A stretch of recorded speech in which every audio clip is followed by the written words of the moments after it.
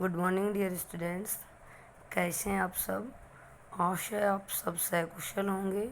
हिंदी की online class में अपना लेसन चल रहा था सेनापति।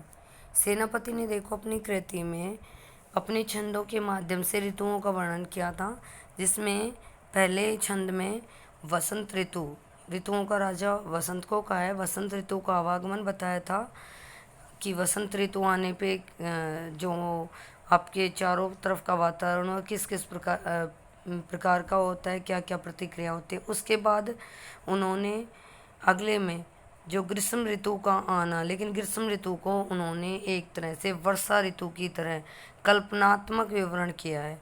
ठीक है। उसके बाद उन्होंने सावन जो सावन महीने का आवागमन पे एक नारी अपनी सखी से अपना वियोग किस प्रकार से जता रही है और उसके अंदर क्या क्या उसके भाव आ रहे हैं, उसका विवरण हो चुका था। उसके बाद नेक्स्ट देखिए, अगले छंद से देखेंगे। शीत कऊ प्रबल सेनापति को चढ़ायो। एक मिनट, पीछे बच्चा था क्या? कुछ पीछे का पूरा हो चुका था। चौ और तीर। अब आगे अपन यहाँ से देखेंगे। शीत कऊ प्रबल सेनापति को पिछड़यो दल, निर्बल अनल गया सुरी शेराने के, हिम के शरीर तई बरसई विषम तीर, रही है गरम भउन कोनन में जाई कई, धूम नैन बहे लोग आगी पर गिरे रहे, हे सऊ लगाई रहे नई कसुलगाई कई, मानो भीत जानू महासीत ते पसारी पान, छतियाँ की छाँ राख्यो पाउक छिपाई कई। देखिए, इसके अंदर सेनापति जी बता रहे हैं कि जो कवि इसमें बता रहा है कि शीत का एक आक्रमण के रूप में चित्रण किया है कि शीत ऋतु जब आती है तो एक तरह से आक्रमणकारी का रूप लेके आती है। ठीक है। तो कवि सेनापति कह रहे हैं कि शीत की शक्तिशाली सेना के, शीत की जो प्रबल शक्तिशाली सेना को लेकर चढ़ाई हो रही है, अर्थात क्रोधित होकर कि शीत ऋतु जब आती है तो ऐसा लगता है जैसे कि वो क्रोधित होकर और शक्ति के साथ क्रोधित होकर चढ़ाई कर रही है, अर्थात तेज प्रचंड रूप लेकर जो शीत ऋतु आ रही है। निर्बल अनल, अनल का अर्थ होता है अग्नि, कि जो ये अग्नि है ये एक तरह से निर्बल हो रही है। सूर्य गया सूरी सिरियाई, सिरियाई होता है ठंडा होना, और सूर्य अनल अग्नि। निबल का अर्थ हम यहाँ पे एक निर्बल या प्रभावहीन, कि जो अग्नि है वो प्रभावहीन हो रही है, अग्नि प्रभावहीन हो रही है, और सूर्य है वो ठंडा पड़ रहा है, अर्थात ठंड से सूर्य भी कम दिख रहा है। यहाँ पे जो शीत ऋतु का विवरण हो रहा है, तो शीत ऋतु में जो जो होता है उसका आप मोस्ट ऑफ तो जानते ही हैं कि जो अग्नि है वो शक्तिहीन होती जा रही है, सूर्य ठंडा हो रहा है। हिम के समीर, और इन दोनों चीज़ों का प्रभाव लोगों के हिम के समीर, समीर का अर्थ यहाँ पे लिया गया है, जैसे कि अपन ये कहें कि हिम का अर्थ होता है बर्फ, हिम का अर्थ होता है बर्फ। ठीक है। और समीर पवन, तो जैसे ठंडी पवन की शीत लहरें, ठंडी जो हिम की समीर की हवाएं, जो ठंडी शीत लहरें चलती हैं उनके लिए कहा है तेई बरसई विषम तीर, उनके अंदर जो ये शीत है ये सेना की तरह भयंकर तीर बरसा रही है, तीर फेंक रही है।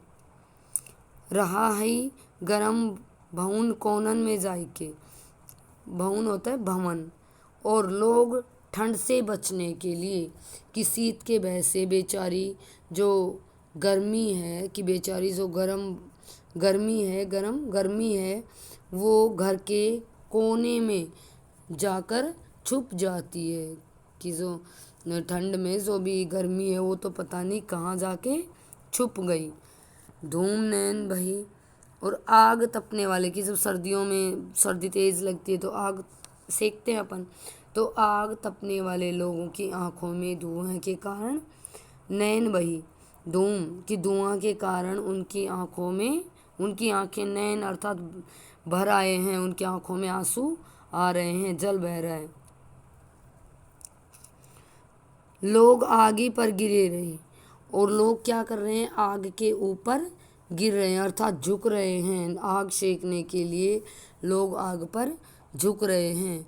हे सऊ लगाई रही ए नेक सुलगाई, आग के तनिक सा सुलगने पर अर्थात जैसे ही आग थोड़ी सी सुलगती है तो उस दृश्य को देखकर ऐसा लगता है कि आग को शीत से भय जानकर कि ये सो लगाई नेक सुलगाई, कि जैसे ही थोड़ी सी अग्नि सुलगती है तो मानो भीत, ऐसा लगता है जैसे डर जानकर अर्थात भयभीत होकर, जानी महासीत तई पसारी पानी, कि भयभीत जानकर लोगों ने उसे प्रचंड ठंड से बचाने के लिए हाथ फैला रहे हैं। अर्थात ऐसा लगता है कि जैसे लोग ठंड से बचने के लिए, जैसे आग होती है तो अपन हाथ नहीं फैलाते, हाथ सेकने के लिए, धूप या फिर जो अग्नि होती है उसको लेने के लिए अपन अपने अंगों को ऐसे फैला लेते हैं।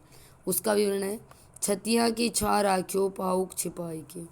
उसके बाद कि वो ऐसे छतियाँ की छाँ की ऐसे छाँ कर रहे हैं, छतियाँ होती है छाती की ओट में, अर्थात ऐसे अपनी छाती की ओट कर रहे हैं। पाउक होता है आग, कि अग्नि के सामने ऐसी छतियाँ की या फिर ऐसे हाथ फैला रहे हैं या फैलाकर अपनी छतियों की छाए में छिपा रहे हैं, अर्थात वो ऐसे फैल रहे हैं जैसे कि प्रचंड ठंड से बचने के लिए हाथ फैलाकर छतियों की छाँ में छिपा लिया हो, अर्थात ऐसे प्रतीत हो रहे हैं। आगे देखिए, इस प्रकार से अपना सेनापति का लेसन कंप्लीट होता है। ठीक है, इसके बाद कुछ ये क्वेश्चन है निबंधात्मक, जैसे स्कूल लगेंगी उस टाइम हम आपको बाद में करवा देंगे, क्योंकि अभी क्या पता आपके पास गाइड वाइड है या नहीं, बट जो भी छोटे क्वेश्चन है वो साथ के साथ मैं सोल्व कर रही हूँ, और आपको वीडियो के अंदर उसको सोल्व करके उसके बाद में आप उनको अपनी सफ नोटबुक जो हिंदी की सब्जेक्ट नोटबुक बना रखी है उसके अंदर फेर में काम कर लेंगे। ठीक है, तो इसमें देखो, निबंधात्मक छोड़ के जो भी वस्तुनिष्ठ प्रश्न है, वस्तुनिष्ठ, अति लघुतरात्मक और लघुतरात्मक, पूरे मैं ओरल रूप से मौखिक रूप से बोल रही हूँ, आपको अच्छे से वीडियो में सुन के और अपनी होमवर्क की नोटबुक में करना है। ठीक है, कवि ने किस ऋतु को ऋतुराज कहा है? वसंत को। किसको? वसंत को। शूरचाप का अर्थ है इंद्रधनुष। ठीक है, कवि में बंदीजन किसे कहा गया है? कविता में बंदीजन किसको कहा है? तो कविता में बंदीजन कोयल को कहा है। ठीक है, प्रिय ने किस ऋतु में वापस आने के लिए प्रेयसी को कहा था? Question number 4। प्रिय ने प्रेयसी से वर्षा ऋतु में वापस आने के लिए कहा था। ठीक है, ऋतु वर्णन में ऋतुराज किसे कहा गया है? ऋतु वर्णन में वसंत को ऋतुराज कहा गया है। निबल अनल से क्या तात्पर्य है? निबल अनल से तात्पर्य है कि बहुत अधिक ठंड के कारण आग की गर्मी का प्रभाव दिखाई नहीं देना। ठीक है, इसके बाद देखिए, चतुरंग दल से सेनापति का क्या तात्पर्य है? चतुरंग दल का अर्थ होता है 4 अंगों से युक्त। 4 अंग, हाथी सवार, घुड़सवार, रथ सवार और पैदल यात्री। जो पैदल सैनिक जो भी होते हैं, पैदल यात्रा करके जो सैनिक जाते हैं वो। ठीक है, कवि ने ऐसे ही वसंत ऋतु को ऋतु में फूलों से युक्त वन, उपवन, वृक्षों को ऋतुराज वसंत की चतुरंगी सेना बताई है। ठीक है, इसके बाद देखिए, सावन के माह में कामदेव नायिका को परेशान कैसे कर रहा है? तो सावन का महीना आते ही आकाश में काली घटाएं घिर आई हैं, बार बार बिजली चमक रही हैं और बादल भयंकर ध्वनि में गरज रहा है। कोयल मोर आदि पक्षी कलरव कर रहे हैं, नन्ही बूंदों से शीतल पवन चल रही है। ऐसे वातावरण में प्रेयसी को कामदेव के प्रभाव से विरह रूपी बुखार चढ़ आया है। वह प्रिय से मिलने का को तरस रही, अर्थात उनका वियोग भाव था वो उत्तेजित हो रहा है। ठीक है। क्वेश्चन नंबर 9, ग्रीष्म ऋतु में बादल और हवा की क्या स्थिति हो गई है? तो देखिए, कवि सेनापति ने ग्रीष्म ऋतु में ग्रीष्म और वर्षा ऋतु को श्लेष अलंकार के माध्यम से बताया है। ग्रीष्म ऋतु आने से धरती और आकाश तप रहे हैं और गर्म हवा आग की लपट के समान होकर शरीर को झुलसा रही है। सभी लोग ग्रीष्म के ताप से व्याकुल होकर बादल की शीतल छाया की चाह करते हुए व्याकुल हो रहे हैं। ठीक है, क्लियर? तो आप अपना टाइम टू टाइम 3 लेसन हो गए हैं, तीनों का होमवर्क साथ के साथ रेडी रखना। ठीक है, ये नहीं है कि आप इनके होमवर्क को ड्यू रखते जाएं, साथ के साथ सफ नोटबुक में अपना होमवर्क जितना भी दिया जाए, जैसे इसमें मैंने दिया है वस्तुनिष्ठ, अति लघु और लघु, और जिनको मैंने पूरे को अच्छे से मौखिक समझा दिया है, अब अपनी नोटबुक में आप खुद करके लाएंगे। ठीक है,